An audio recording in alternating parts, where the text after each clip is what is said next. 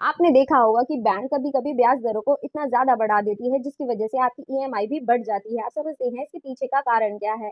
तो इसका कारण रेपो रेट है जिसकी वजह से ब्याज दरें कभी बढ़ जाती है और कभी कम हो जाती है। तो चलिए समझते हैं कि रेपो रेट होता क्या है। तो रेपो रेट एक प्रकार का ब्याज दर है जिसके ऊपर आरबीआई कमर्शियल बैंक्स को लोन प्रोवाइड करती है। ये एक शॉर्ट टर्म लोन होता है। जब आरबीआई रेपो रेट को बढ़ा देती है तो बैंकों को महंगे ब्याज दरों पर लोन प्रोवाइड होता है जिसकी वजह से बैंक भी जनता को महंगे ब्याज दर पर लोन प्रोवाइड करती है। और जब आरबीआई रेपो रेट को कम कर देती है तो बैंकों को सस्ते ब्याज दरों पर लोन प्रोवाइड हो जाता है जिसकी वजह से हमें भी सस्ते ब्याज दरों पर लोन मिलता है।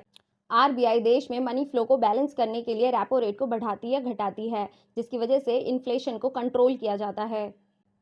रिसेंटली ही आरबीआई ने 0.25% से रेपो रेट को कम किया है जो कि प्रेजेंट टाइम में 6% है। आपका इंटरेस्ट रेट बढ़ेगा या नहीं बढ़ेगा ये आपके लोन के ऊपर डिपेंड करता है आपने किस प्रकार का लोन लिया है। अगर आपने फिक्स रेट लोन लिया है तो आपका इंटरेस्ट रेट नहीं बढ़ेगा। अगर आपने फ्लोटिंग रेट लोन लिया है तो आपका इंटरेस्ट रेट रेपो रेट के साथ साथ जैसे जैसे रेपो रेट बढ़ेगा उसी प्रकार आपका इंटरेस्ट रेट भी बढ़ेगा।